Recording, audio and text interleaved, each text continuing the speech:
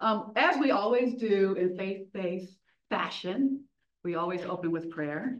So I like to have our lead pastor from Stony Brook, also our board chair of the Board of Pension, to lead us in prayer. Who's 10 years to retirement? Okay. Let's pray. Holy and gracious God, as we gather today for this time of reflection and preparation, we ask for your guidance and strength. You have promised that those who trust in you will find renewed strength, be able to rise above challenges and move forward with hope. As we plan for the future, help us use our resources wisely, work diligently, save with care, and give generously, and be always mindful of how we can serve you and others, especially surround those who are in the midst of harm's way today and those already in the midst of recovery. Use us as we raise our prayers. May our hearts be open to your wisdom as we look ahead with faith and purpose.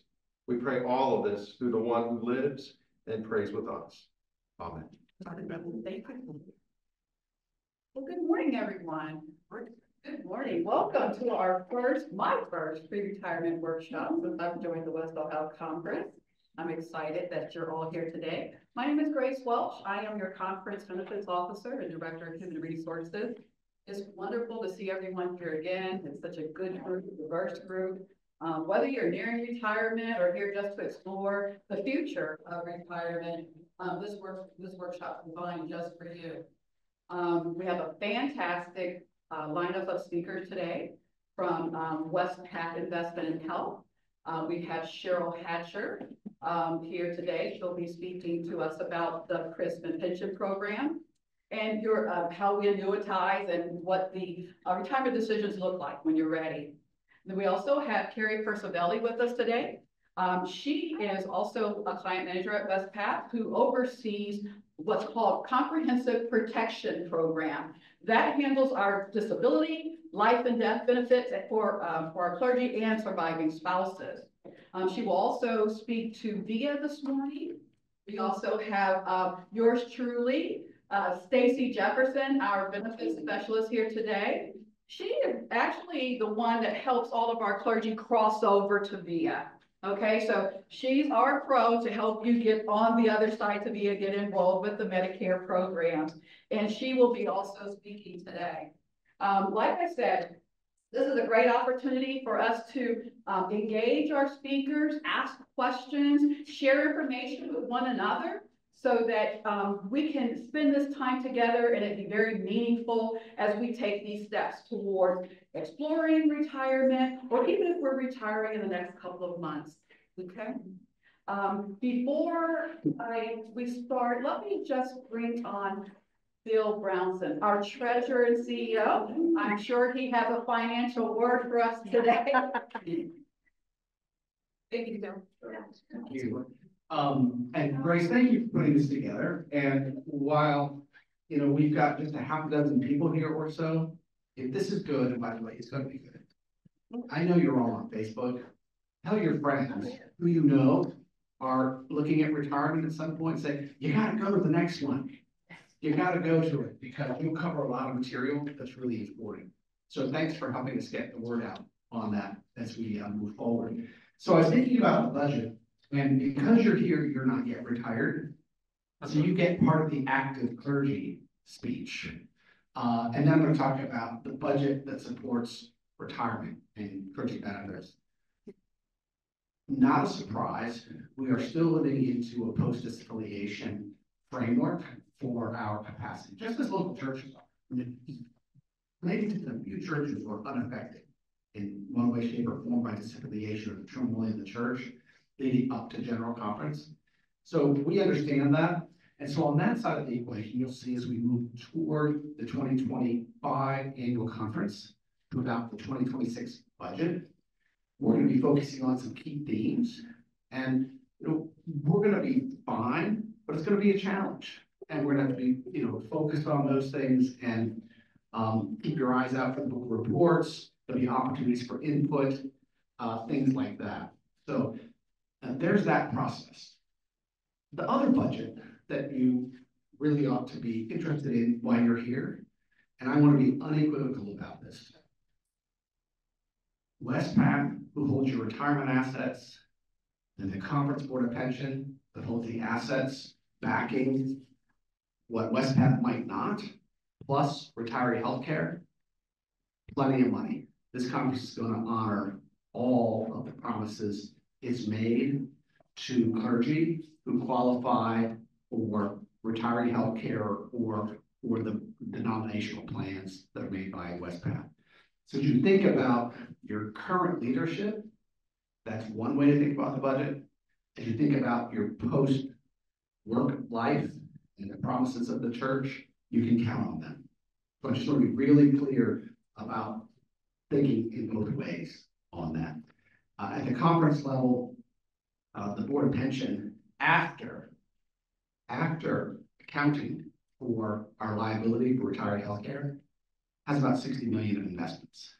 And so that's a lot of investments. The interest off of which are investment earnings, we can use to advance the work of the Board of Pension. And that is done by Grace and others around here under the direction of the board. So I wanted you to hear that. If you do have questions, I'd be happy to field a question or two, and then I'm going to turn the mic off and let Grace get on with the program. But are there questions I can help answer? So no question coming? Not yet. Anybody else? Okay, great. Thank you. Thank you, Bill. My question is more personal. What did you do? Oh, Sorry. So in the spirit of full Sorry. disclosure, I have rheumatoid arthritis and it happens to be flaring. And so I'm trying to, get all the treatments right. Okay. So I just noticed your. yeah, well, you should have seen me yesterday. no, bless you. Turn it over to our Wespath representative. Just want to point out the agenda and a couple of housekeeping things. There's an agenda on your table. Our first break will be at 11:15 to 11:20, 5 minutes. And then we'll take lunch for 45 minutes at 12 to 12:45. It's a short lunch because generally when we hold like the retiree day apart, it's all day. So we cut about an hour and a half out of the presentation so that you guys can get back to your homes, your churches, families, that sort of thing by 4:30. Then we'll take another 10-minute break at 1:30 to 1:40. Okay. You should also have packets. If you didn't pick one up on the table, packets have been prepared for you with the handouts. And then you will also receive a specialized retirement suggestion from Cheryl, and she'll get into that a little bit later. Our lunch today is a new vendor. I think it's called the Bellows. Something for everyone. There'll be subs, turkey, salads, whatever you desire. And then I wanted to mention this book here. And those of you who are out in virtual land, we will ship this book to you. It's called The Jubilee Years by Bruce Epperly. He is a little bit of everything, a professor, theologian, senior pastor of a South Congregational United Church of Christ in Massachusetts. This is also the book that we used for the last 2 years for our retirees to celebrate them. And so I wanted to share it with you as well. If I have time today, I'll pull out an excerpt that I like from the book, but it's for everyone. Considering retirement, in retirement, it's a great resource. So he talks about Jubilee years. In Spanish, that's jubilacation, right? And so what that means is joy. So the joy of going in, the pathways of going into retirement. He leaves guideposts for those looking into retirement, in retirement, and living through retirement. So a wonderful, wonderful book, okay?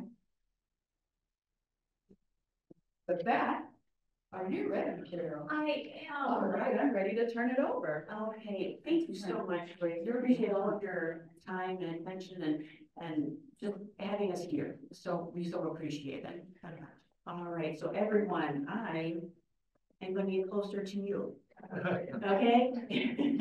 So I'm gonna come up. People out in virtual land. Hi, and welcome. We actually have about more people there than we have here in the room. So, or we're about even. So, we have 8 out there. Yes, so wonderful, wonderful turnout for both. So what I want to say is, hi, I'm Cheryl Hatcher. I am from Wespath. I am a senior benefit plan specialist and benefit educator at Wespath. And I am thrilled to be able to come out here and talk to you about your road to retirement.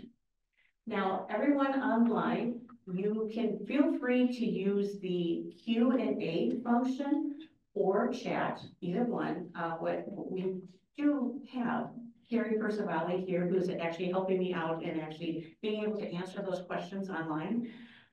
So feel free, put those out there. Carrie will stop me if anything comes up that needs to be addressed with everyone.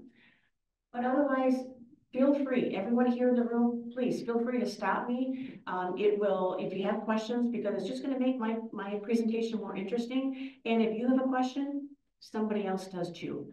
So I'm gonna try to address all of them without having questions, but please feel free to pepper me with the questions as they come in, okay? Anything else? I think we're good. So we are gonna head on to this road to retirement, okay? Now, and get this going again. We had it going earlier. Here we go. Make sure. It was working. We tested it. We sure did. Possibly. You had no idea you were gonna be doing all this work here today.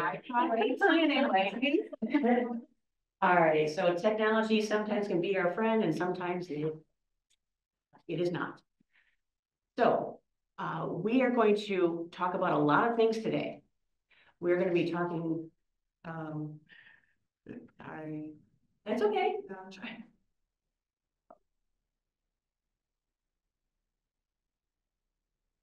We need to go back a couple. There we go. A lot of things we're going to be talking about today, and we need to go back. Sorry.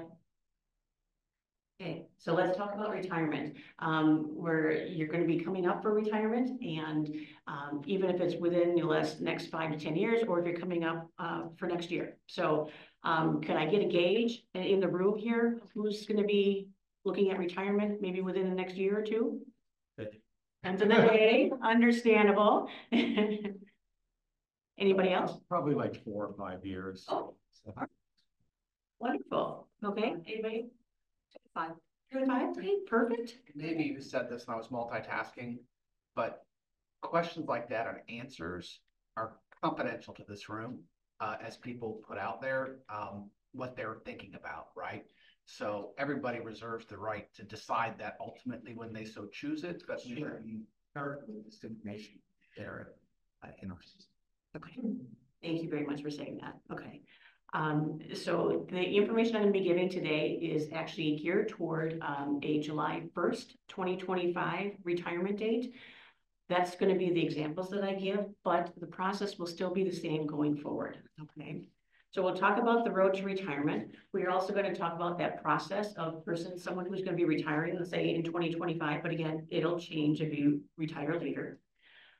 I will talk about the Wespath plans, all the retirement plans that we have. So 382, the MPP, the CRSP, we have all these acronyms for everything. So we're going to go through all of those. We'll talk through the life stage retirement income. That's how you're going to be getting money actually in retirement then.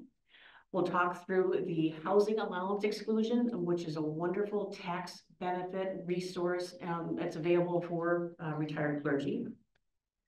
I'll go through all of the participant resources that are available to you, and then also go through a benefit access demo.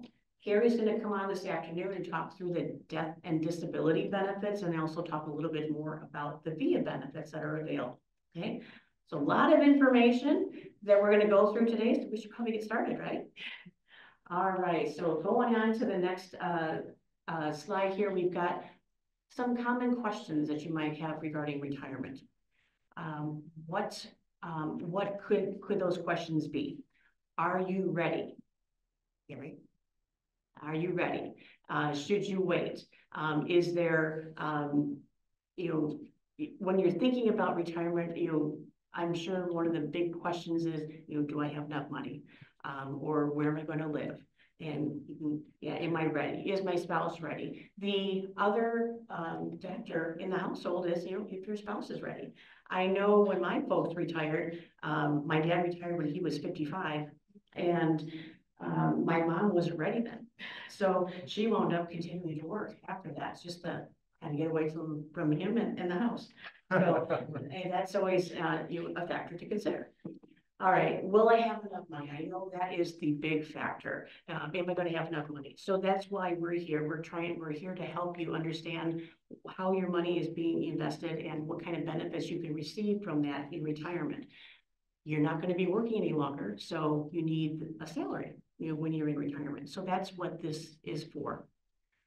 Where am I going to live? I know some people might be in a parsonage, and that means then that maybe they'll have to buy a house, for the first time. That can be a scary situation, right? So we're here to help through that type of, questions that you may have. And I'm going to mention right now also that we have a resource for you called EY Financial Planning Services. They're there to help you with guidance regarding your money situation as well. So that's just going to be the first time that I mention that, but I'll be mentioning them throughout the presentation. And then also, what am I going to do with my time? All right, so after you retire, that first Sunday after retirement, what are you going to do?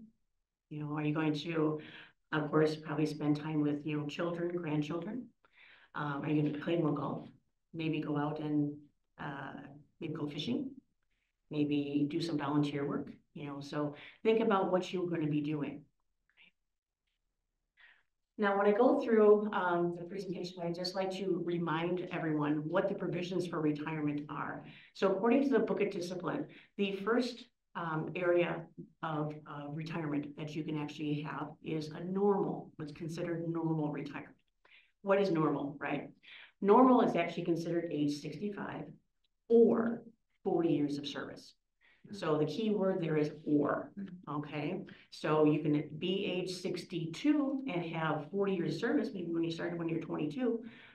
So that, it's either or. The next provision for retirement, according to the Book of Discipline, is early retirement. Early retirement, then again, is age 62 or 30 years of service. Okay. So again, keyword being or. The next one, according to provisions for retirement, is mandatory retirement. So mandatory retirement is age 72. According to the Book of Discipline, they want you to be able to retire and enjoy that retirement. So they do make you retire at age 72. And then the last provision for retirement is actually a voluntary retirement, and that's at age, after 20 years of service. Okay. So voluntary at 20 years service. Thank you. All right. So that are the provisions for retirement. Now we're going to go through the 2025 retirement process. Okay. What are the things that you need to do? Now, one thing I wanted to kind of point out to you, people online, you will, or you can get this, or I can actually have all the information sent to Grace. But everybody here in the room did receive a nice folder of information. One piece in that information I'm going to pull out is the retirement checklist. And on there, if you want to continue on, Carrie, there's the retirement checklist. And this is a form that Wespath created because we received so many different questions from clergy as far as what do I need to do when. So this is just a nice handy form to be able to say, okay, how soon do I need to notify my financial advisor? When do I need to let Grace and the conference benefit know? So this is just a nice, quick, handy guide to help you with that. But one of the first things that you want to do is actually go out to benefits access. How many people have gone out to benefit access? So actually gone online to and actually registered and actually seen your benefits out there. I love the hands that I saw. Hopefully I'm seeing hands virtually as well. But yeah, that's the best way to be able to see your benefits, and actually that's where you're going to be actually signing up for all of your benefits out there on benefits access. Okay, so that's probably step one. You can go out there, you can look at all sorts of information, and you're not going to break the system. It's just great to be able to get to know what you can do out there. Next thing you want to do is verify all of your personal information that's actually on benefit access. Hopefully it's in there correctly, but occasionally there could be, maybe a typo or, just a different year put out there. We want to make sure all that information is correct. And with that, we also want to make sure that all of your spouse's information is correct. And because some of those benefits that you will be receiving, that information is dependent on yours and your spouse's information. So you want to make sure that's all updated appropriately. Then you also want to make sure that your clergy service record is accurate. In your envelopes with your benefit projection, there is a clergy service record in there, okay? At your leisure, look at it, make sure that it's accurate, and then if you see any discrepancies, bring them to Grace, and then she will get them corrected so that our system is updated appropriately. Reason why is because all that information, we need that to be accurate so that your benefits then are accurate. Okay. And lastly, we have verify your beneficiaries. Why is this important? Whatever we have in our system in benefits access does supersede your will. So you want to make sure that that information is updated appropriately. Whenever I have a consultation with someone, I always, at the end of the consultation, I always go through the beneficiaries just to make sure that they're accurate. Sometimes, we put our kids on there and they tend to move or change their phone number. So you want to make sure that information is updated appropriately, because if we need to get a hold of them, that's the best way to do it. All right, now that road to retirement, as we've been talking about, it goes through benefits access. So again, verify your information. This is also a way for you to actually explore the retirement income. We'll get into that in a little bit, as far as actually having that money come to you on a monthly basis. It's not taking money out too fast, not taking money out too slow, just right, the Goldilocks approach. And then you can actually elect your 2025 benefits out there. That's where you will be doing that. For anyone retiring as of July 1st of 2025, you do need to make your elections by June 30th, the day before at 3 p.m. Central. So we do put that out there. So 4 Eastern, because then the market's closed, so we do want you in there before that. That doesn't mean go in there at 3:58 and elect your benefits. You have plenty of time to go out there and do it, days, months, weeks beforehand. It'll just go into pending status until that 4 p.m. Eastern time, okay? And then once that hits, then your benefits will be calculated, okay? So again, if you're not retiring for another couple of years down the road, information still is the same, but just when you actually do retire then, okay? If you have any questions regarding the process, you have this lovely team of retirement experts at Wespath to help you through the process. They're there, they're caring, generous people to help you through any question you have.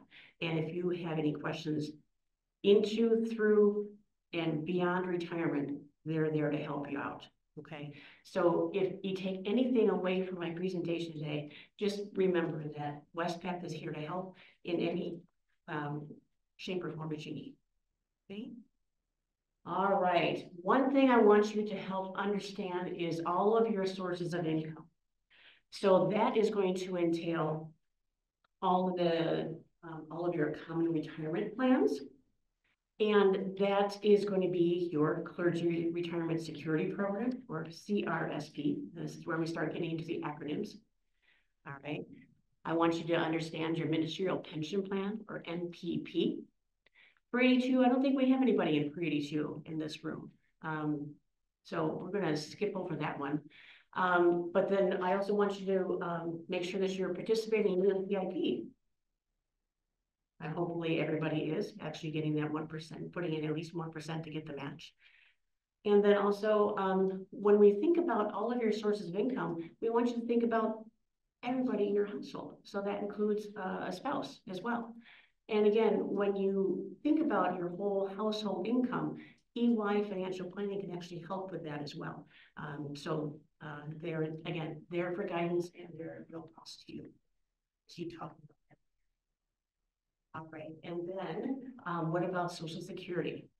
Are you familiar with how much you will receive from Social Security?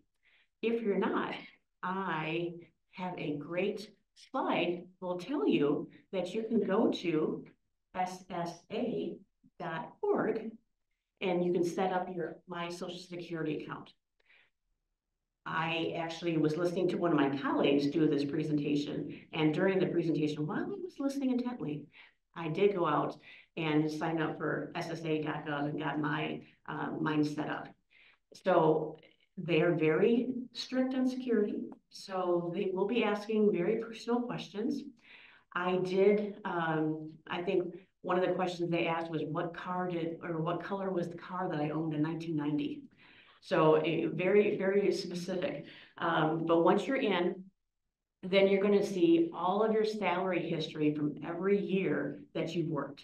So I think my first job was like in 1984 as a parking lot attendant at a park, you know, in Silver Lake Park in Wisconsin. And so I think I made $1,000 for that year. But it showed that year and then every year after that. And then it also gave an estimate of what my Social Security would be when my full retirement age would be. So that is great information to know, so that you have that information, first of all. And then also when we get you actually applying for your benefits, you can actually put that information in and you can calculate out how much you can receive through life saved retirement income. Okay. All right, so this is a good stopping point. Any questions before I start heading into the Wespath retirement plans? Be not afraid. One word, lowercase. It's on the wall. Any questions online? No questions online. No questions online, okay. Perfect, all Okay, right. just one question. Okay, let's go for it. We're waiting for you, Wade.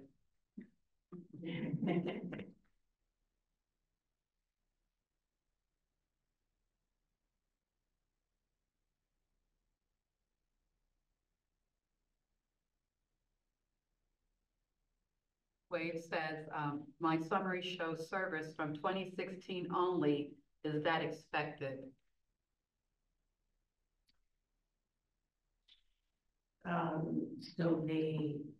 So I did, they have worked longer than 2016. If that's the case, then yes, definitely make sure that that information is updated appropriately. So you might need to get information from the other conferences or. I was conference staff before Is 2016, that right? so we know where to find it. Okay, That's really ironic. all right, good. Is that the difference, Bill? Would that be the difference? Not sure. I'm gonna check his service record. Okay, What perfect. about your service record?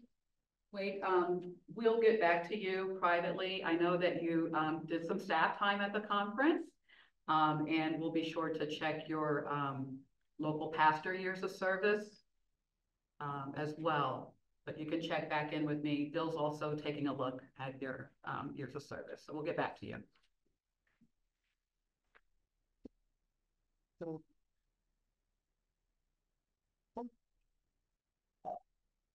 All right.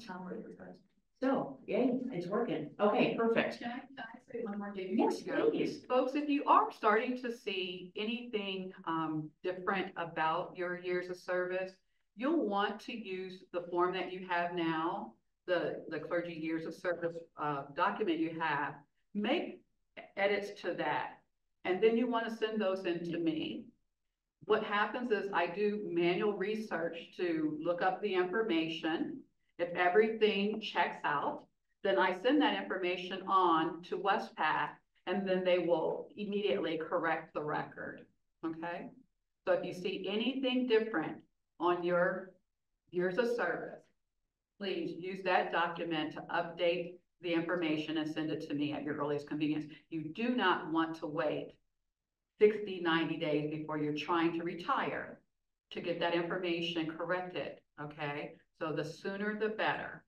Yes, Don't assume what's in the journal matches what's in your service record, it should, yes. but don't assume that it does. But do not assume.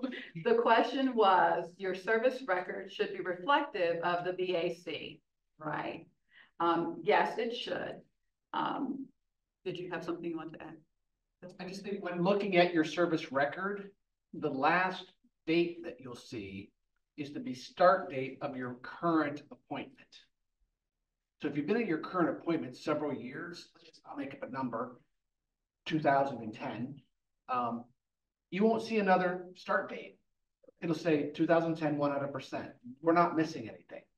You won't get another record on your service record until it shows retired or Or you change A the different status. status. Correct. So I think that's not to be concerned, oh, nothing's gone on since 2016 or since 2010. That's normal. Because it's your last appointment. Great. Thank you, Bill. Yes, thank you very much. Any other questions before I turn it back over to Cheryl about the years of service record? Wade, we'll get back to you. All right. Perfect, all right. Now we get into the meat of the presentation with all of the retirement plans that we have. Okay. We are going to, we're going to take this journey. So we're going to get in our cars. And the first car that we're going to go into is the CRSP, Clergy Retirement Security Program. This is the current plan that you are in as of right now. The Clergy Retirement Security Program is actually made up of two pieces. Okay, it's very unique that it has both of these pieces in it. The first piece that we're going to be talking about is the defined benefit. And then we'll talk about the defined contribution. So the defined benefit portion of the CRSP, is that something you can see on your quarterly statement? Pop quiz. Correct. No, you cannot see it out there. 50-50 chance, right? So you cannot see it out there. And why is that? Because the defined benefit is not a balance, it's actually a formula. And this formula is made up of three components that we multiply together. All right, the first component that we're going to be talking about is the denominational average compensation, or DAC. Hopefully you're familiar with that term, but we will go into what that actually is. We multiply that DAC by a factor of either 1.25% or 1%. And I'll tell you why there is a difference. But on your benefit projection that's in your envelope, you're going to see two separate line items. And the reason for that is because of that factor change. Then we multiply that by the third component, which is your credited service during that particular time frame. Okay, that's it. So then we do the math, and then we come up with a calculation for you, and we will go through and do that. Again, this calculation I'm utilizing is assuming someone's retiring as of July 1st of 2025. But for the denominational average compensation, so what is that? It's actually the average plan compensation of clergy serving full-time appointments. Okay, if you didn't serve full-time appointment, then it would be, if you're serving half-time, then that would be like 3.5 years or 4.5 years. So the denominational average compensation for 2024 is 78,292. But again, for somebody who's retiring in 2025, that number is 80,297. Okay, now with general conference as of this year, 2024, what they did was they actually set in passed that the DAC is actually going to be increasing 2% per year. So you will always know what that amount is going to be. We'll have charts, we'll have handouts of that, but for each year after 2025, it's going to go up 2% each year. So that's your first component. Okay, the first one is that DAC. The next one, and gosh,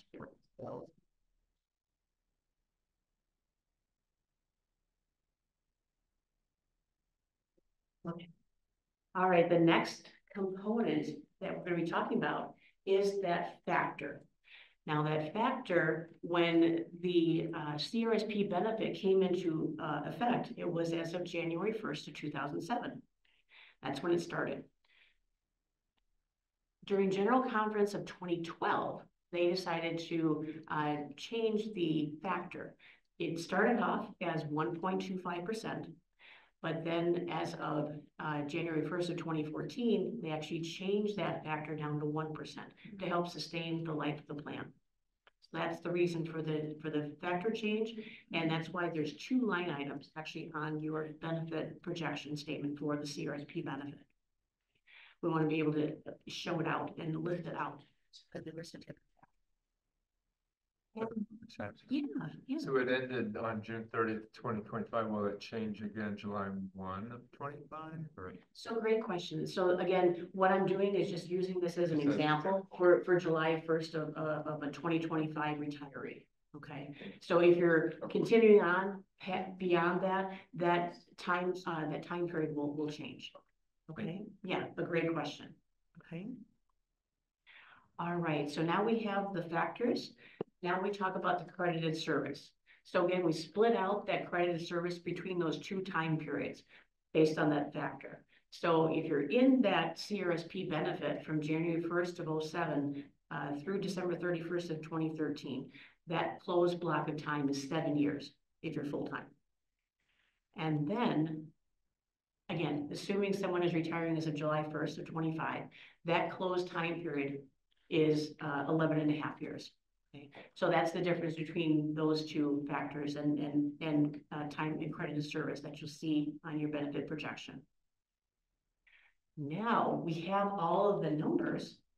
We just do some multiplication. Yes, that's the fun stuff. That's what I like. I like the math. So what we're going to do here is taking that same DAC, again, assuming July 1st of 2025 retirement. We take that denominational average compensation, DAC, of 80,297. For the first calculation on the left-hand side, we're actually multiplying that by that factor of 1.25%, which equates out to 0.0125. We multiply that by that 7-year time frame in that block. We get an annual amount of $7,026. We pay benefits on a monthly basis, so we need to divide that by 12. When we do that, then we actually get a monthly benefit of $585. Now we have to do the second calculation for that second time period. Take that same DAC number, 80,297, multiply by that 1% factor, so 0.01, and then multiply that by the 11.5 years in that closed time period. We come up with 9234. Again, paid benefits on a monthly basis. We get a benefit of $769. Now, when we add those 2 together, that will be your total CRSP benefit, and that will be $1,354. Now, is this going to be what everybody's going to get? Yeah. Some people may get this, some people won't, but it all is based on different factors. And the different factors can be, are you going to be having a surviving spouse on your benefit? So is it going to be covering you and somebody else, or just you? What kind of a cost of living adjustment or COLA increase are you projecting? when we do the benefit projections, and in your benefit projection that I've done for you, I've created those as having a 70%, or life and 70% with a 2% COLA. You have other choices, and I'll get into that in a little bit, but you have other choices. As far as the COLA is concerned, with a higher COLA amount, the lower your initial monthly benefit. But over time, it will increase faster than something at a lower COLA. And the other factor is if you're going to be having early retirement. And again, according to the Book of Discipline, that early retirement at age 62 or 30 years of service, you don't need to start your benefits then. You can wait. So if you waited, then you may not have a reduction. But we'll get into that with an example. Yes. I was under extension ministry appointment, so I was not paying into this system from 2008 to last year, 23. So what happens in that case? Because when it comes to that kind of calculation. See, that's a great question. I will actually take that back unless you have an answer for me, Joyce. What I know, and Bill, you might want to join me in this, Paul, what I know about extension ministries is we consider them to be generally their own salary paying unit. And therefore they would extend benefits to you to participate in a pension plan if they have one available. So then when you come back into the UMC, the conference system, then you are back into the CRISP program. So when it comes to that calculation, you only have credit of years that you are actually in the system. That's correct. Yeah. That's correct. Yeah. Bill, did you have something to add? Only that, in the same way that benefit the retired clergy will receive includes Social Security, lots of folks have work experience, and this is increasingly true for clergy who come second career or get a call when they're in their 20s or 30s, or step out and do extension ministry at college, universities, seminaries, state governments, and so on. Hopefully there's a way to piece together, if you want to, when you do your EY work, make sure that you give them all of that work history and that you're remembering all of the pieces and parts that you might have done to a TCREF or an annuity, whatever the case might be. I want to tell this story. I will not give names, but it's a true story. The spouse of one of our pastors who's retired, early on in their career, I'll even keep the gender out of it, had an IRA account that the spouse forgot about. And of course, the spouse followed the clergy all over the West Ohio, right? And forgot about it until they got a notice from Vanguard that they had to commence a required minimum distribution because they had reached that age. That forgotten account had grown to $200,000.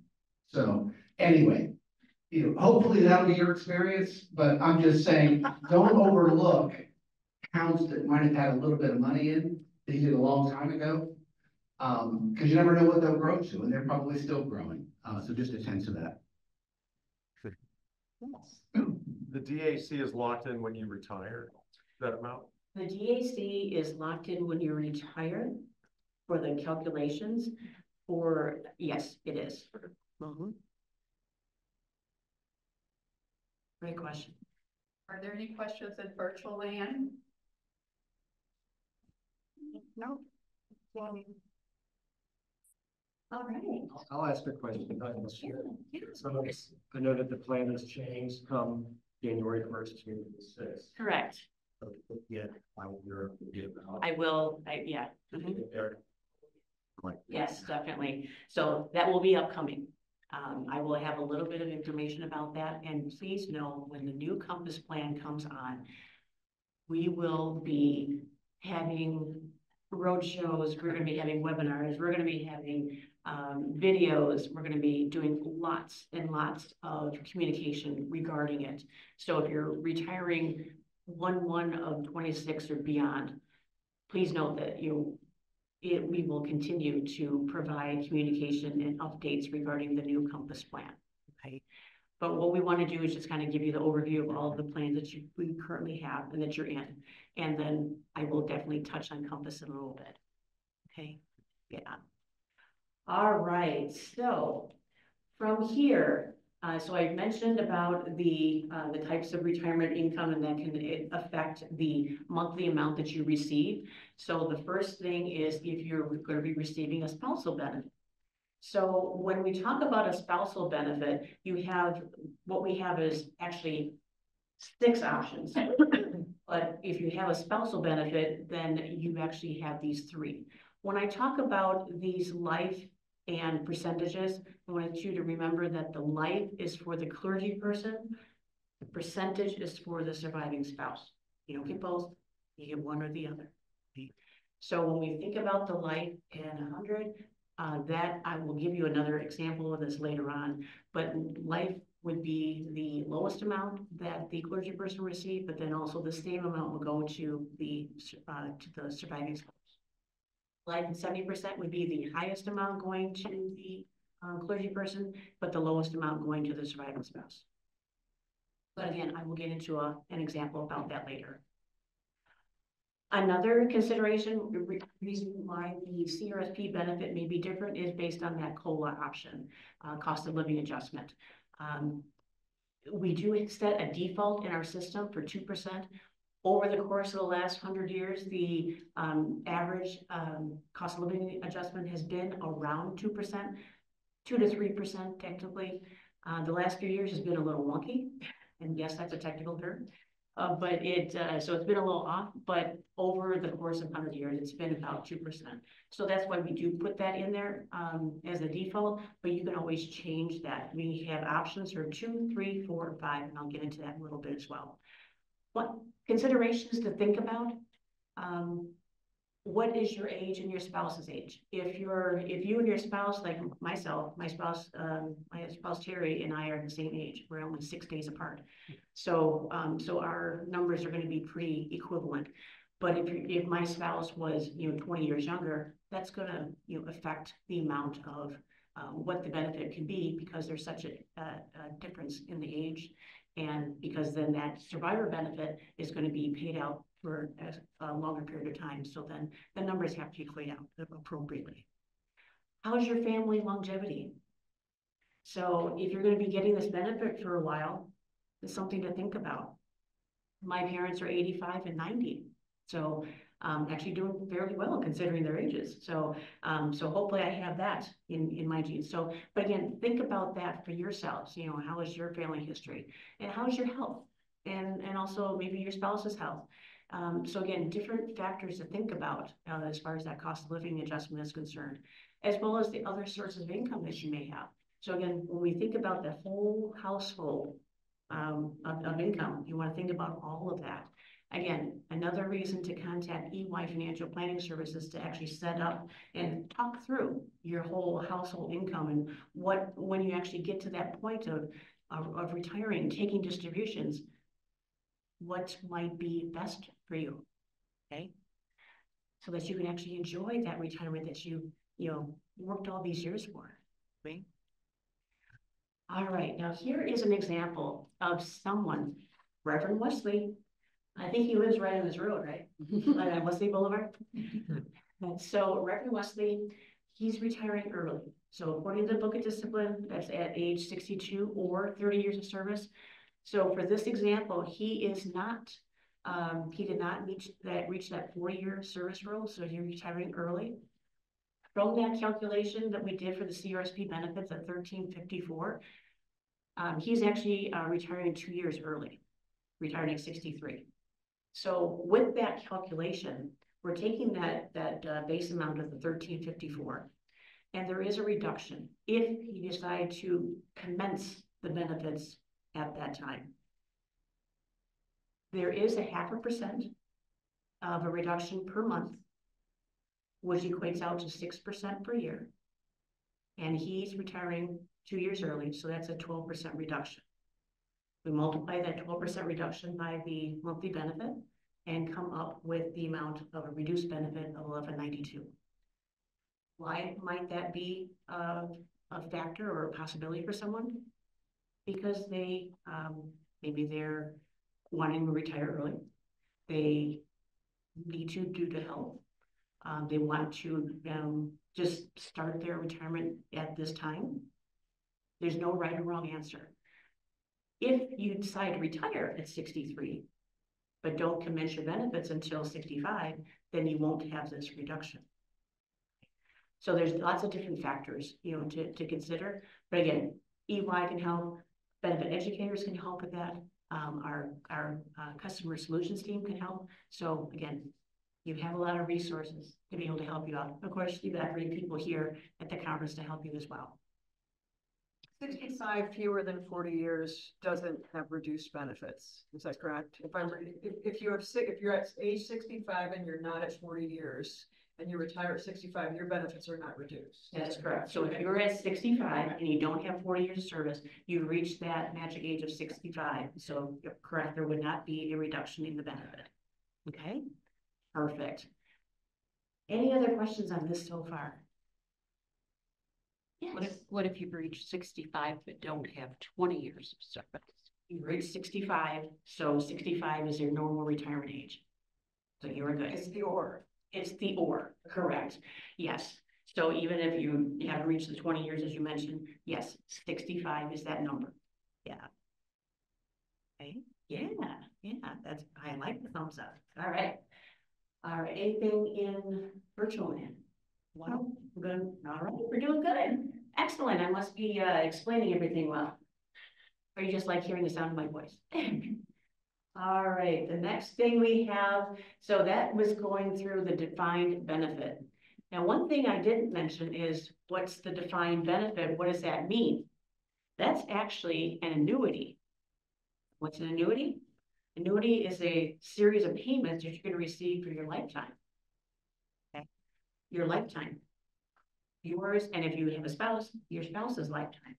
Okay, once you pass, the benefits will go to your spouse. Once your spouse passes, benefits cease. It's a pension. So basically, so that's kind of how it's makes it sound like. You're going to receive this until if you live to 120, this money is going to keep coming in with that increased cost of living adjustment. Okay? If you pass within 2 years after both your spouse or you and your spouse pass within 2 years, that benefit's going to stop. Okay, so that's what the defined benefit is. Okay. Now, when you turn 65 and receive the CRSP benefit, we encourage. We're here as educators, but we strongly encourage and helping to educate you to not wait in taking that CRSP defined benefit piece. There's no reason to wait because it's a formula, and it's not going to go up if you wait. So why leave money on the table if you don't have to?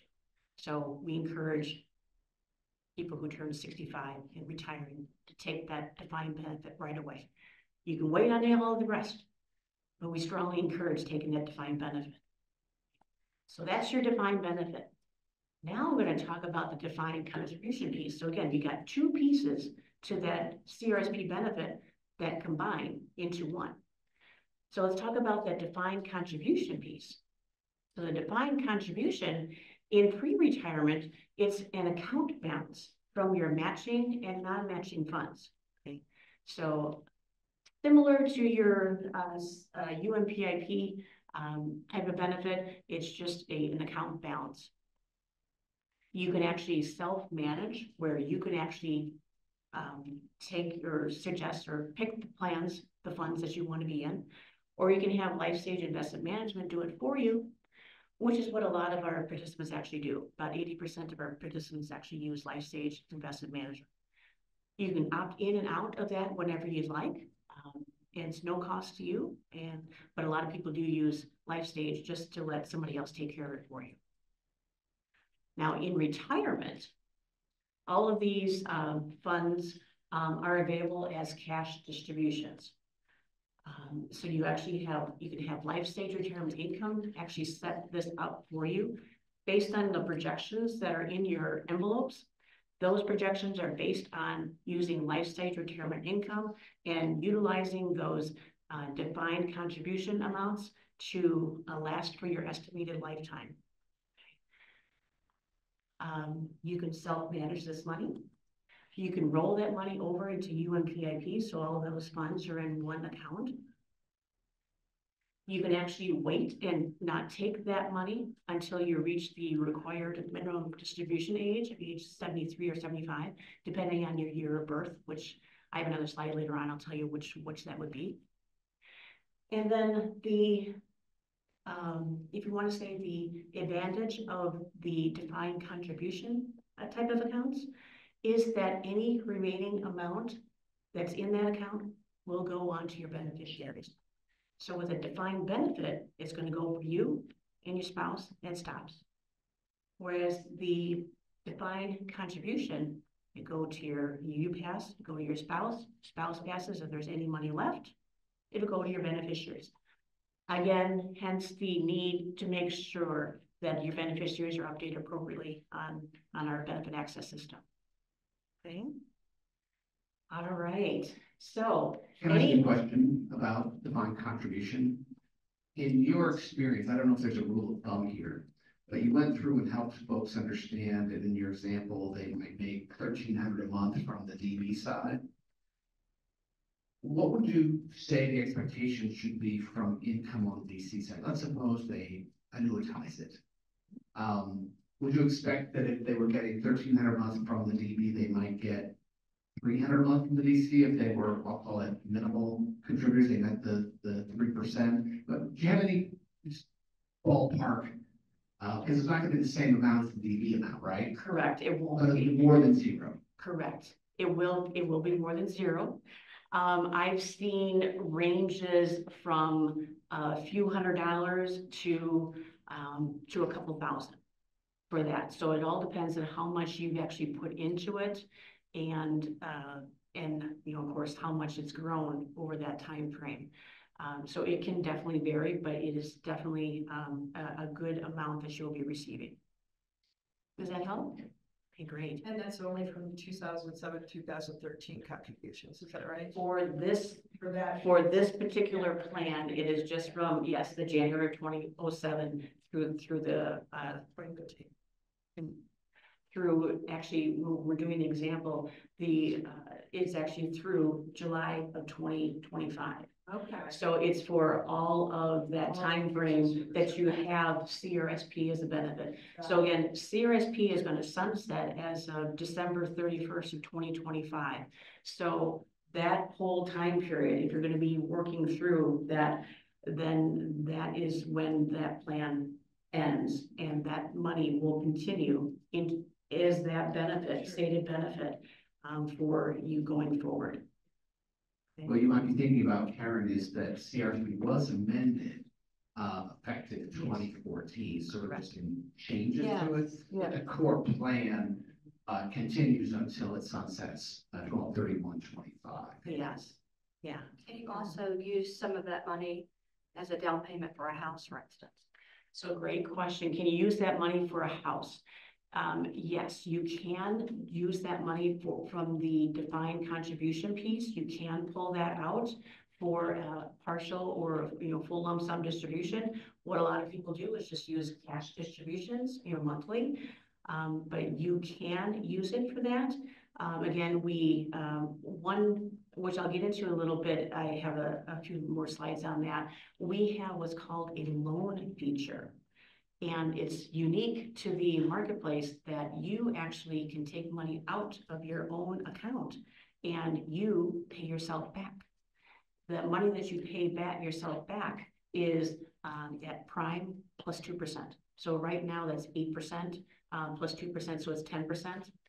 So you can think of it like and the max that, let's see, so the numbers that you can take out is 50% of your vested participant balance up to a maximum of $50,000 with a minimum of $1,000. So for that amount of money, it's a requirement that the interest is charged. But then you also think of that as, okay, so I'm not earning that money or that interest on that money because I'm taking it out, but you paying yourself back on that money. So if you think about, hey, for that particular money, I'm getting 10%. This doesn't go to anybody else except for you. It goes back into your account. But I'll talk more about that as it comes up later on. Okay. And one other thing about borrowing for a house, particularly in the retirement years, and you may get to this, your expenses often are very high in your first years of retirement, and you can exclude under your housing exclusion for clergy up to everything you get on your Wespath 1099. So you're gonna, if you retire classically June 30, you're gonna have 6 months of your last appointment for your housing exclusion, and you're gonna get 6 months of payment from Wespath, and that's gonna be reported to you on a 1099. That dollar amount, and let's just say it because I can do the math in my head, let's say you're getting a total from Wespath of $4,000 a month, and you have 6 months of it. Your 1099 will show $24,000. That is automatically your housing exclusion in retirement. And that's what we do at annual conference. It's what we pass. It's what we post on the website. So if you want to do more than that, or I should say, if normally you wouldn't spend that much, you just want to work into your tax planning, the exclusion of that. And if you're working in retirement, and this comes up from time to time, let's say you take a part-time appointment because Mark Chow really has to have you in a church, and you're making $20,000 a year, and you know in a given year you don't need 24,000, you need 44,000. You can exclude all of it that you made from that church as well in retirement. So there are different ways to navigate through that. So sorry to take you off point. No, that's fine. When I hear a question like that, they often miss the tax planning link around retiring housing exclusion. Yeah, thank you very much, Bill. And I will be getting into more about that housing allowance exclusion as we go on. And I think you'll get to that in a little bit later on. But yes, I've got slides on that, and it might be the second part if I get to that. All right, so any questions with this before we would head over into MPP land? But I think this would be a great time to actually have a little break. So we do the little 5-minute break now. So let's go ahead and take it now before we head into that MPP. And I do want to speak a little bit more about that, and it'll be more than just the 3 minutes that we have. So everyone, please return at 11:18. 11:18. Thank you. I'm worried. I ran this one, so that's what I did. Yeah, so I don't have 10,000 steps yet, but I'm close, so. That's been hit. You already did that. Well, Right. yes, to went there, you're gonna make more. You need your 10,000. You're gonna make your exclusion. What's what? But what are you earning? What? Yeah, you could raise it. It's not about your house. How do you come? You could exclude from income. Yeah. Well, you. I'm just saying, sort of do some extra exclusion in anticipation of that. And then the other way is on your UNPIP. Let's say that you know you need some extra money to pay for yourself. That you withdraw 1,000 from your FPP. When you get on that, that's I think COVID. Let's say you retire. Yeah, what's the things I gotta do already now? I was. I don't know. We had you with all the integration coming out of the fire hose. Oh, that's good. That's good stuff, yeah. Mhm. Good stuff, okay, I gotta check that. Yeah. Right. All your accounts there. Right. Well, yes, my wife is, what I call a school senior, so he's gonna be the meeting, say, he did retire in Virginia. We have before, about 5 years ago, but, Exactly. yeah. I trust that, but I'm not there yet. Okay, I'm not retiring this day. but when you do get around, Next, every time that's on, and then it's, you know, the break up, somebody that phone, it's, thing. and gets.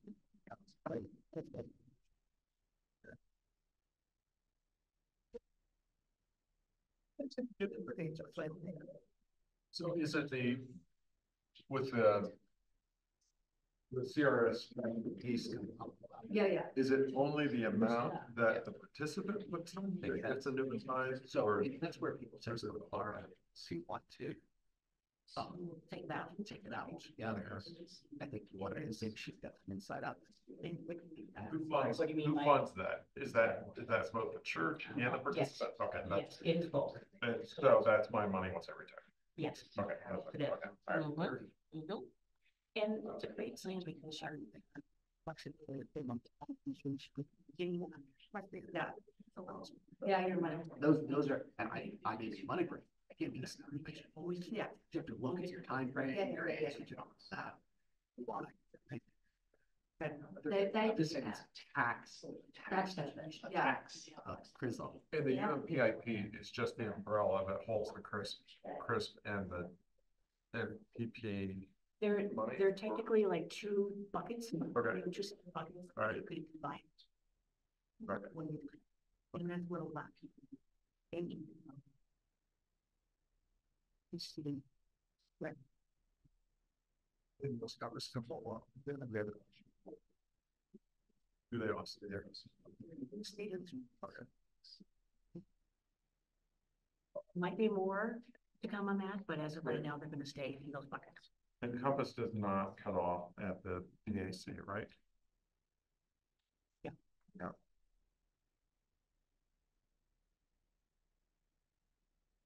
Yay. Typically, EC isn't, a factor in Compass. The straight defined contribution. This is, come on. No, that's okay. You must go get a piece of gum, just. You were doing fine cutting that apple. Broke my knife. You know, I'm sitting there. Was I bugging you? I'm sitting there. Yeah, right. One of the. Was I bugging you because of the noises I make? It is really, you know, it's things, and it's a symptom of I think. Is EY planners still allow you to stay with the same people? Or whatever. Yeah, but maybe not had it all. When you're assigned somebody EY planners, do they stay with you? They certainly can. Because I had one, I had one retire, and she was really good, and then my second one, I mean, I honestly haven't met with them for. And so he got. Six years, so. Good to have this. Oh, you're kidding. Certainly good.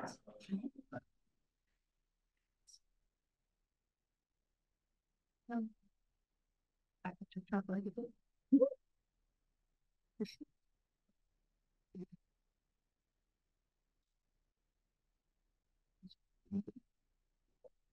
The other one. Oh, God. Thank you. Very much. I'm a person. Well,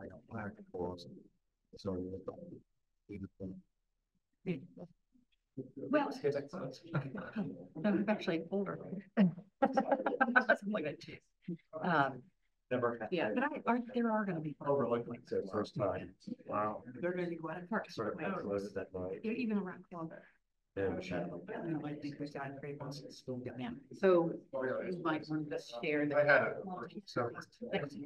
California. But, the two is right thing. I see. Good stuff. Yeah. I handed you. Yeah, you know, like, you get- Very, well, yeah, but it's still Central Ohio. Did you both have a good time out there? I don't have to. They did. Anna's been I mean, there. that's not true. She came okay. Okay. That's a Some weird kids thing. don't learn. Is that a home elsewhere? But, She will preserve. my Great victory that I can, yeah. Madam? That's, the response to what, okay, that's nice. Thank you. Oh, really? Yeah. Interesting. Sorry to jump ahead on that. I'm not paying attention. We did get in, so. Realized I got sick. I so it's not sure, but I can. Oh, no. Oh, that's awful. Did you lose money? First of all. Oh, I'm sorry. Right before. You got away. This is about, that's into that home. So we were just first search with it. October, it's just no go, so you got a lot and wrong with it, and the next one got count. That's right, that's right. We're not doing this anymore. That's right, my lord. Because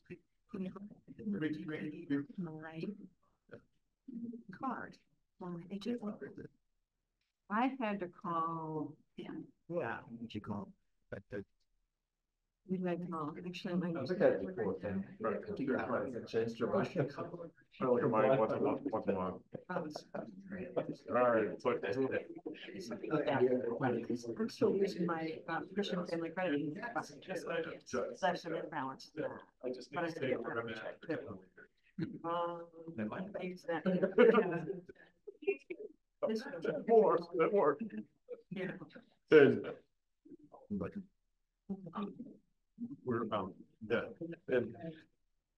Like, I don't have this cemetery, but I'm like, I don't have this. Yeah, I said, right. That's like.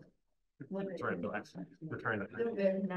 Well, and then I was like, oh, hell, did I call it? Did I call the one, and when I made that phone call, was it about the other card, not this card? You know, it's like.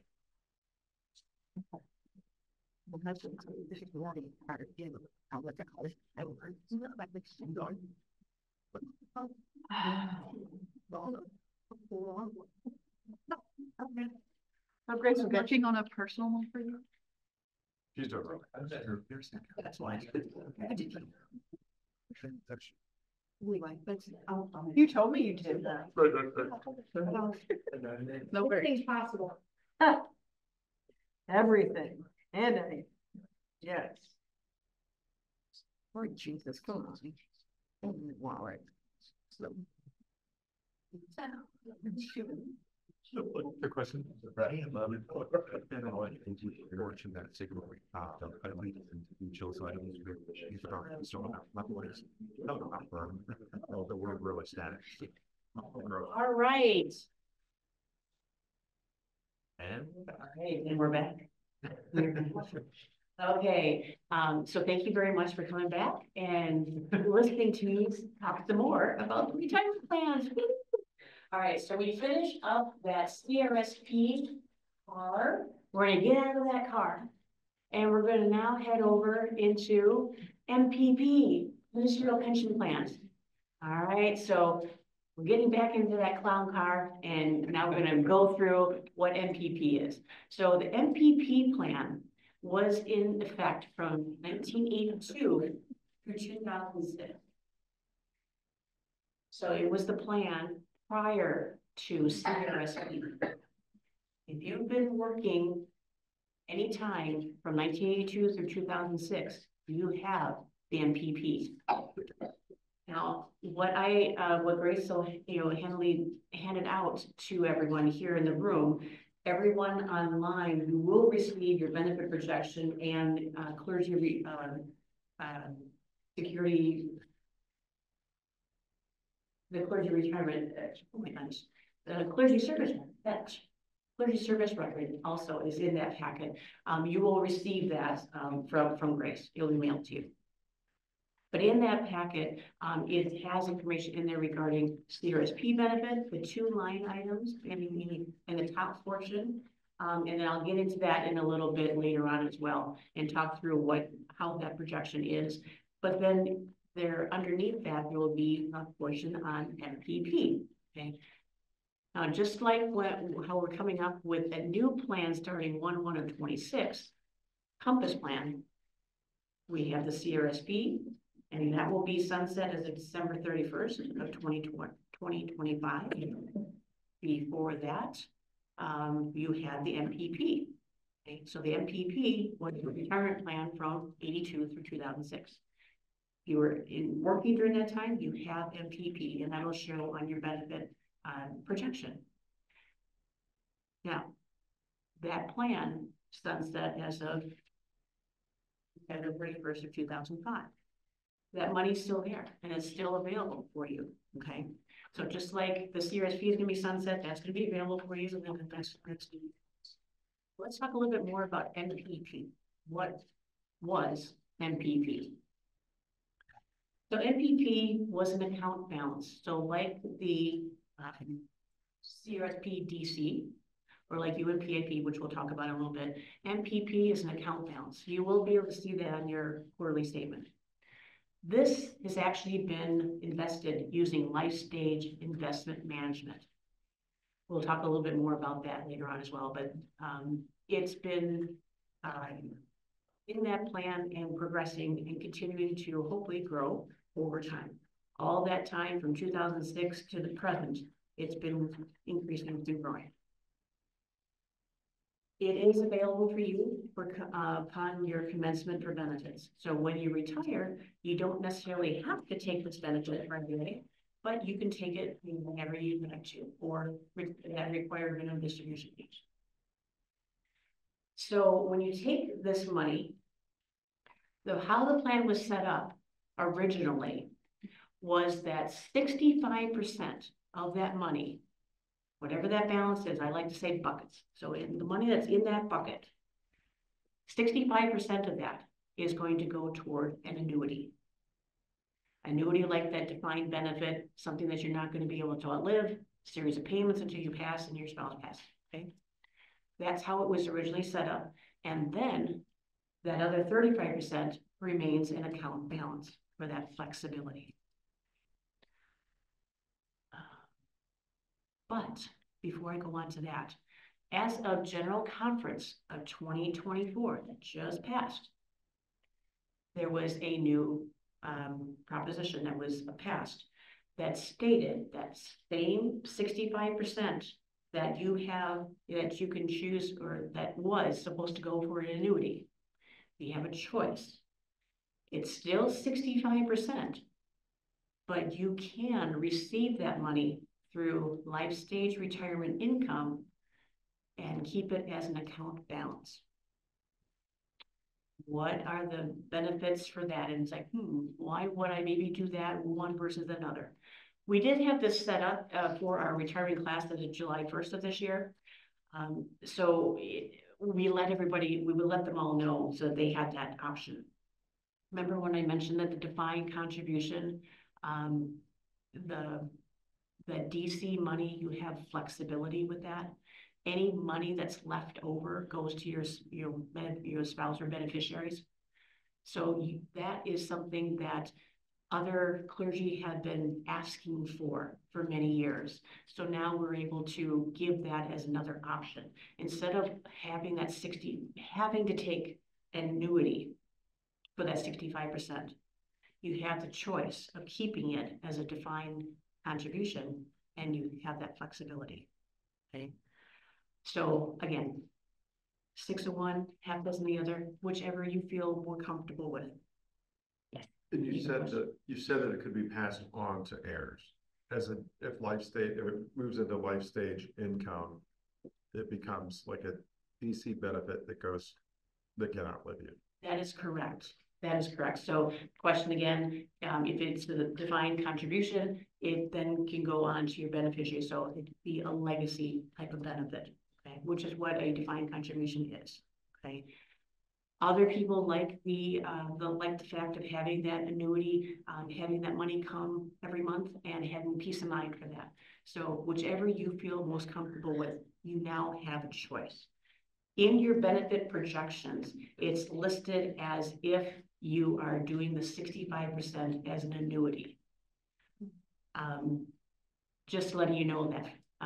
But when our system gets updated, which is going to be this month, you'll be able to do more modeling and be able to choose that, whichever one if you want the annuity, or if you want to have that as life stage retirement income as a defined contribution.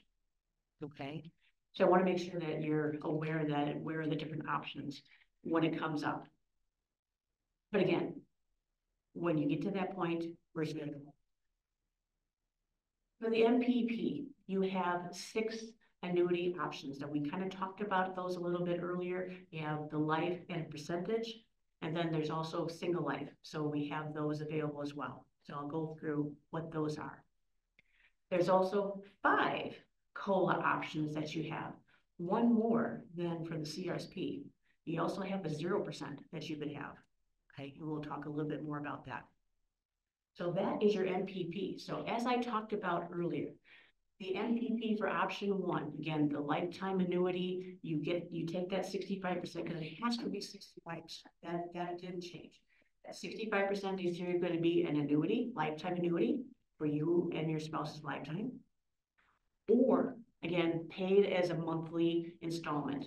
And again, it's still managed through Life Stage Investment Management, and you receiving it via Life Stage Retirement Income. And again, once you make that choice, that's the choice that you've made for ever. Okay, that's not revocable. What's the risk in that either way? You know, how does that play out? So what is the risk in either option? Great question. It's all in your comfort level, really. So if you want that safety of knowing you're always going to receive a benefit, you take the annuity. If you want money left for your beneficiaries, that would be the good way to go. So another way to look at it is, again, based on your health. If you're maybe not at the best of health, right from the start, then you're not going to get as much money out of the plan using a defined benefit. And any money that you have in as a defined contribution, then you have more to be able to go on to beneficiaries. So again, whichever you feel best. But again, EY would be a good resource to kind of help you with different modeling tools for that as well. Just for conversation, let's say 65% of your MPP is $120,000. How much per month then would you receive if you annuitized it? What's the percentage of that? So great question. So I've got all those different actuarial tables to figure all that out based on your age, based on your survivor benefit, based on the COLA. So it's going to be different, yeah. So there's a lot of different factors. It's not like, oh, hey, it's going to be $500, for everyone.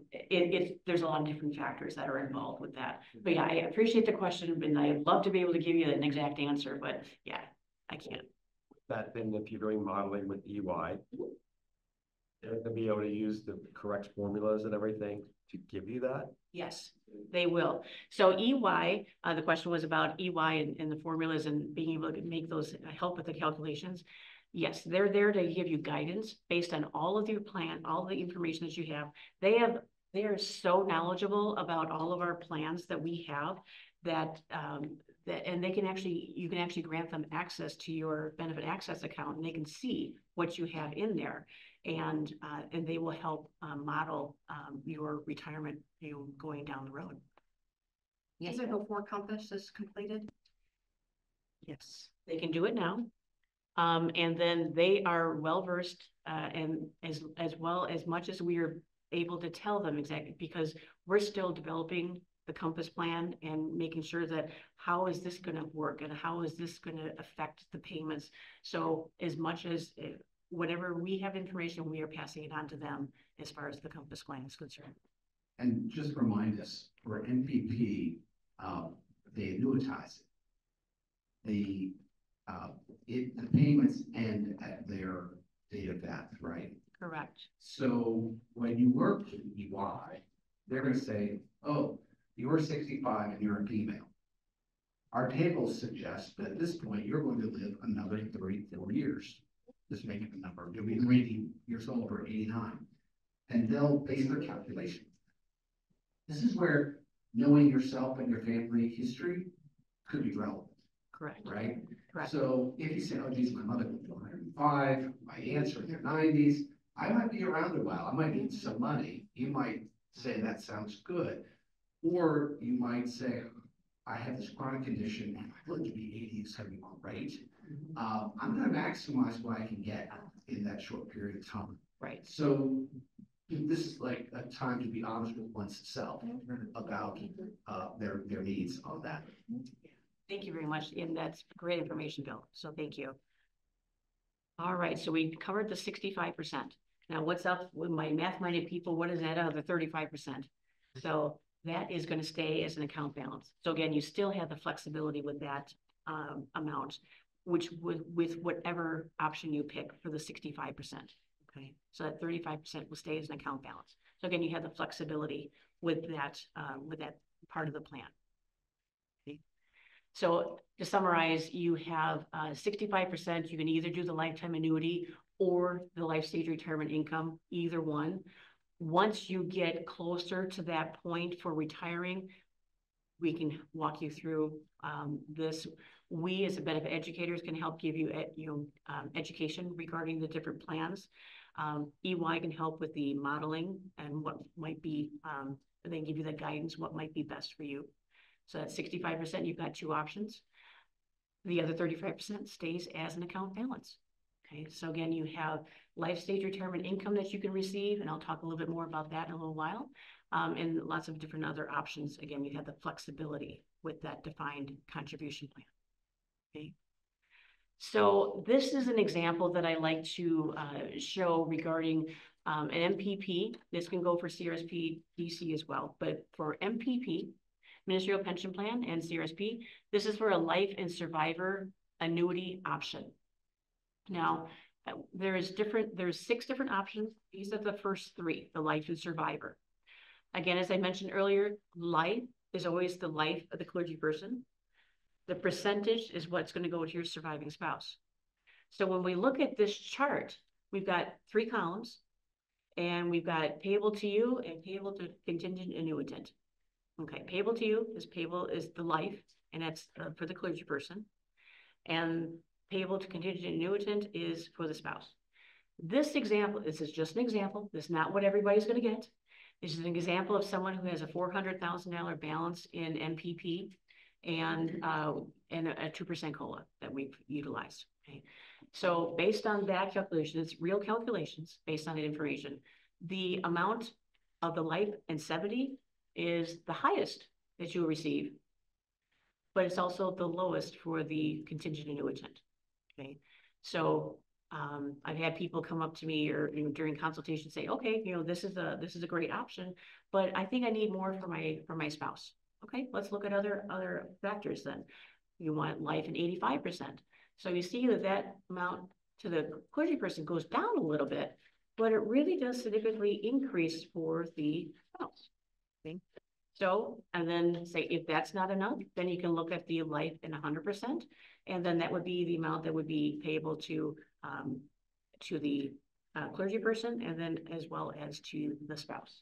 Okay, so you have some consistency there with the payments. Okay, but it would be the lowest amount going to the clergy person. Okay, so what we like to do is be able to give you information regarding all of these plans so that you pick the best one for you. Now, for my single out there, but this also does apply for married as well. You have the option to have a single annuity option. So you see on here, there's only 2 columns, so it's a little bit easier to read. And why are there only 2 columns? And they're only covering 1 lifetime, okay, instead of 2. Okay, so the life only is going to be your higher amount that you have. And in this example, using the same $400,000 account balance with the 2% COLA, the highest amount is $1,395. So even if we look at the life and survivor versus the single life, the highest amount of those columns is the $1,395. Now, I did mention that a married person can elect the single life option. That is a possibility.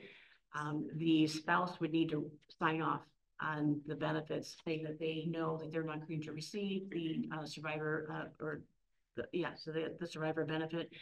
And that could be due to them having additional funds outside of the household, and maybe they worked and they don't need any additional amounts. So, but that is an option. So I just wanted to bring that up as well. On the single life, we also have on here life with a 5-year certain or life in 10-year certain. So what does that mean? There's a couple of different options there. Life again is going to be for life of the elderly person, of course. Now, if you wanted to have a guarantee that this amount is going to be paid out, then you could take a 5-year or 10-year certain.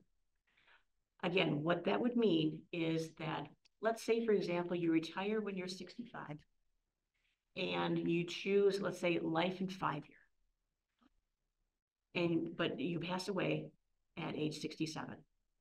Okay, so you receive 2 years of benefits. With the life in 5-year certain, the plan would pay out an additional 3 years of benefits to whomever that beneficiary, named beneficiary would be. I've had consultations where some clergy have said, hey, you know, I'm glad that you offer that as an option because I've been actually helping my grandchild, you know, with some college tuition. And I want to make sure that that continues on. So that's something to think of. Life in 10-year would be the same, just with a longer period of time. Now, again, if you choose the life in 5-year or 10-year certain, and you wound up living until, you know, 30 years down the line, you've received the full benefit from that plan. So once you pass, then that will end, okay? So there'll be nothing paid to beneficiary after that. Does that make sense? All right. So that's how the single or the annuity options work. Now we're going to add in the COLA benefit. So for MPP, you can actually have a 0% COLA, a 2, 3, 4, or 5%. So even though we know that the cost of living for the economy has been about 2% per year, why might you choose a 0% COLA? I'm going to give you a chart to show you. So, because of course the COLA does impact your initial monthly benefit. Any increase that you have in COLA, your initial benefit's going to decrease, and I'll show you how and why. So here's a great chart just showing the approximate amount of money that you can receive on a monthly income on the left-hand side, your age on the bottom. Now, this is just an example. It doesn't mean that where these items are going to cross are exact, but it's pretty close. So I'm going to show you that 2% COLA option. That's the line in purple. That's going to show just a nice even amount going up over the years, but the initial monthly benefit is, let's say about $1,700. Okay, again, just an example. Now, if we were to do the extreme and go 5%, that's the orange line. Your initial monthly benefit is going to be, let's say, around $1,200. But as you see, as you continue aging up, that amount is going to be increasing exponentially. So again, this is where longevity, your health, all that comes into play when you actually make your elections. Now, if you choose the 0% option, that's the red line, that's going to be your initial monthly benefit is the highest. So again, maybe your health is not as good when you retire, so maybe you want that higher benefit to start with. I think that's a way to do it. But again, it's going to stay flat and even throughout that whole time period, so it's not going to have any adjustments along the way. Can you have a different COLA for every benefit that you have with us? Yes, you can. So your CRSP can be a different COLA percentage from your MPP. So why might you do that? Because maybe you want that 0% COLA to start with. Or maybe you want a 5% later on. You can choose that. But when you make that choice, that's going to be the choice for the lifetime, your benefit. Okay. And I'll just sprinkle in the other 3 and 4% in there. Okay. So we have nice pretty colors in there. All right, so that's the COLA. So as far as the MPP, again, you can leave it on account until you're 73 or 75, which is the requirement of just a complete age. you've got options for that 65%. Again, annuity or life stage retirement income as a defined contribution account. You can take the 35% and wait on the 65%. You can actually roll that 35% over into UMPIP, which a lot of our people do, but you know, again, bucket to bucket. In my head, I like to think of the buckets, so you can see the different buckets. And, but if you want to move that over, if we just have one consolidated, you can do that. You've got lots of other options because it is a defined contribution account. So, you have options. All right, so that's the MPP. Any questions on that? We get back in the cars. Anything there? No, you're good. All right, perfect. Now, I'm going to zip through these next slides because it regarding pre-82. I don't think we have anybody in this room that has pre-82. So again, what we mean by pre-82 means if you worked prior to 1982. So there was benefits out there. So we have CRSP, MPP, we have pre-82. So that was the original plans back in the day. Okay, I think last year we had some, but so I'm going to zip through these. So this is just another benefit that we have, and it'll be another annuity. And see how fast that was? We zoomed through that road. All right, so now we're going to talk about next. Get back in their car, and we're going to talk about MPP. Okay, hopefully everybody's familiar with MPP. All right, UMPIP. UMPIP, yes. I keep going interspersing it between UMPIP and PIP. All right, so United Methodist Personal Investment Plan is a defined contribution plan. So we talked about defined contribution DC type of account, and where it accepts the contributions from you as sponsor, money in through payroll deduction. Hopefully you're putting in your 1% because then that gives you your CRSP DC match. So hopefully you're doing that. And again, we have annual contribution limits that's set by the IRS, not by Wespath. So I will go through that slide as well. Investment options, you've got them through life stage investment management, as well as you can self-manage. So again, you can actually pick which funds you want to be in, or you can let life stage investment management take care of that for you. A couple options. Here are the contribution limits for 2024. Don't be scared. Don't be scared. Whenever I show this slide, a lot of people are like, oh, that's a lot. But some people are like, oh, okay. So for 2024, the amount that you can contribute for before tax and Roth is $23,000. An additional $7,500 can be put in for catch-up contributions if you're over the age of 50, for a total of $30,500. Okay, so you can put that money in before tax and Roth is a limit for the amount that you can put in for 2024. We don't know what 2025 is yet. I imagine it might go up maybe $500 around that. So it's been consistent around there. All right. But again, all we like to say is put in whatever you can reasonably afford. But again, hopefully you're all in it, you're all doing it. Make sure you understand how much you're putting in, and maybe go into benefits access and see how much you're putting in. Maybe you want to increase that. You could do that prior to actually retiring. Okay, so you have more money there. So it's another option for you. Question about that too. I worked for a university, TIA. Now, my understanding is I can roll over some of those funds into the PIP, UMPIP. Yes. And what's the advantage in that? What's the disadvantage? So great question. So you can, as far as rollovers are concerned, you can roll money over into UMPIP. And I'm actually going to talk about that in just a couple slides. But advantages, you have it all in one place. Our fees are actually lower. Our benchmarks are doing really well. You can look at our wespath.org and you can see all of the funds that we have and see how they're doing over the last year, 5 years, 5 years, 10 years, and you can see how they're doing with the plan that you're currently in. Again, We don't have any fees on our accounts either. So you might have fees where you're at now. So that's another advantage too. But again, whichever is most comfortable for you. Carry the tax benefit Bill refers to if we roll it over. So if it's money that you've put in as working as clergy, then yes. Okay, so.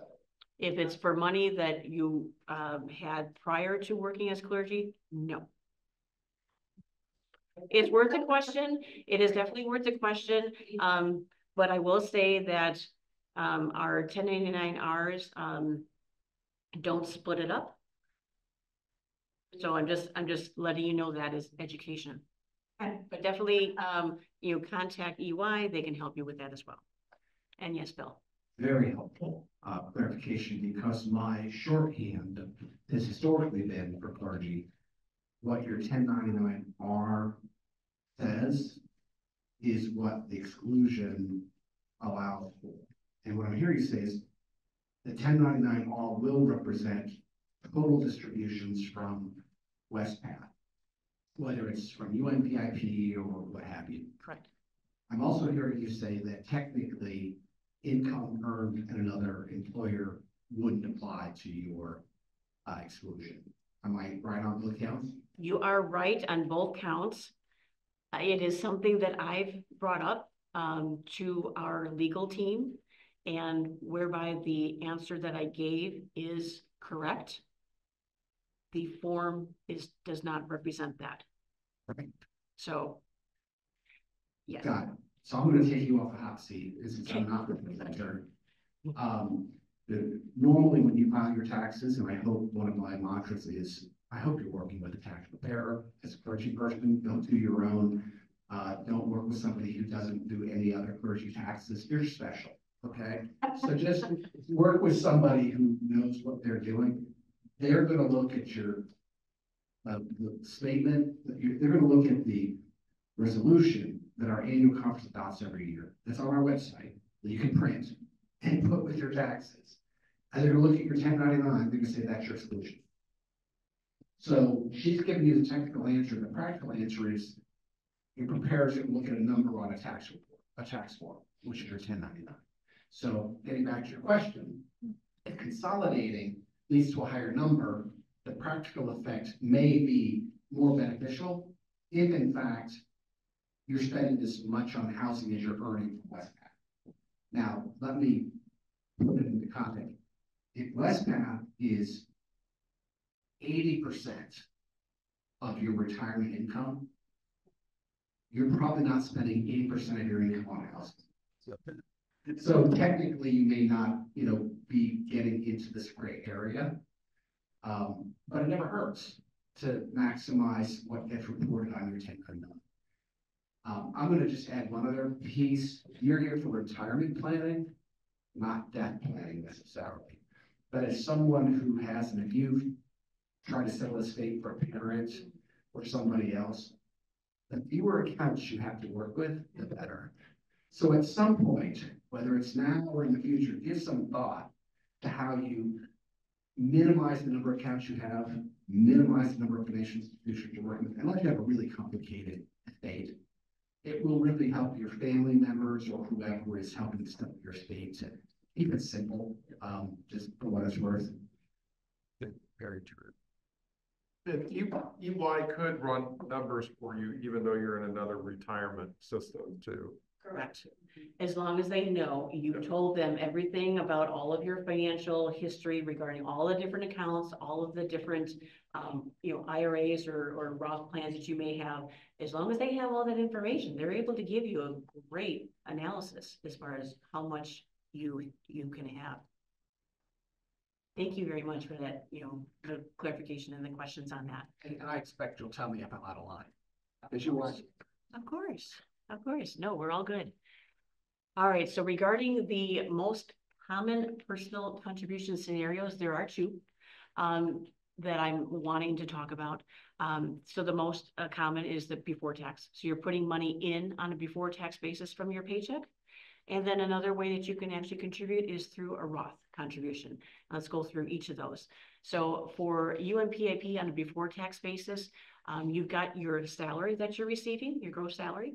And then you've got your taxes that are taken out. And then the money is going into your retirement. So that's after, or I'm sorry, I did that backwards. Salary first, then money coming out for retirement, and then your taxes. So for the before tax. So when you actually take money out as a distribution in retirement, that is when the money is taxed. But all that money, I like to say in that bucket, that before tax bucket that you have that your contributions in, that money earns interest or has earnings as well. That amount is also deferred tax-free until you actually take the money out in retirement. Now for the Roth, it's how I was describing before. So you have your Roth contributions, you have your taxes taken out, and then you have your Roth contributions. So in that Roth bucket of money, any earnings that you're getting on that is also growing, and any distributions that you have on that money then would be tax-free. Okay, so if you meet the qualifications in that second bullet, your first contribution has to be at least 5 years. You have to be at least 59 and a half or older, permanently disabled or deceased in order to take the money out. So if you meet those qualifications, then that Roth contribution would be considered tax-free. Now, some people, again, talk to EY, but some people do a mixture of both. So they can have before tax and Roth, and then so they get some money out in retirement as, taxed, and some money that's not taxed. So, or all of it before tax. So again, a lot of different scenarios. I don't know what's best for you. Your tax advisor and or EY could help with that. So that's why we like to talk about the different options that are available. We didn't actually have a Roth contribution until about maybe 6-7 years ago. So it's newer that you may not be aware of. And it is something that you can change anytime. It's not just one time a year. You can change it anytime. If we're over 59 and a half and we haven't made a Roth contribution yet, we can't start one now. You could, but you wouldn't be able to take it out for 5. You can't take it out until after 5 years. Right. Okay. All right, question in the chat. Are we gonna put up the EY phone number in any of our? Yes. It is. Yes. Okay. The That's EY fine. phone number will be coming up Okay, as well as great. their website, and I think Great. I'm gonna get to that after lunch. Okay, All perfect. right, That's fine. so yeah, Thank you. of course. So rollovers, we talked about rollovers, and we got a slide on here. So rollovers into UMPIP, so you can move that money, that money is considered portable. It's yours, you can move it over to your UMPIP account. I am actually the rollover specialist at Wespath. It's one of my many hats, or like I consider crowns, that I like to wear. I actually have several, so I do have them, so Carrie seen it. So one of my many crowns that I wear at Wespath. So I actually help people through that process. So it's as simple as filling out a form, send it back to me. I send the financial institution a letter of acceptance. That letter of acceptance then gets to the financial institution. They send us the check, goes into your account, boom, all done.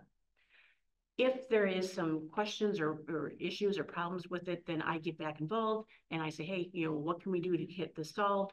And I help work through the process. Okay. So we definitely want to try to make that process as simple and easy as possible. But if you have any questions regarding that, I can help you out with that. After tax contributions, that's another thing. If you're putting in more than $30,500, there you can put in money as an after tax as well. So I haven't seen many people do that, but it is an option that you can put money in on an after tax basis as well.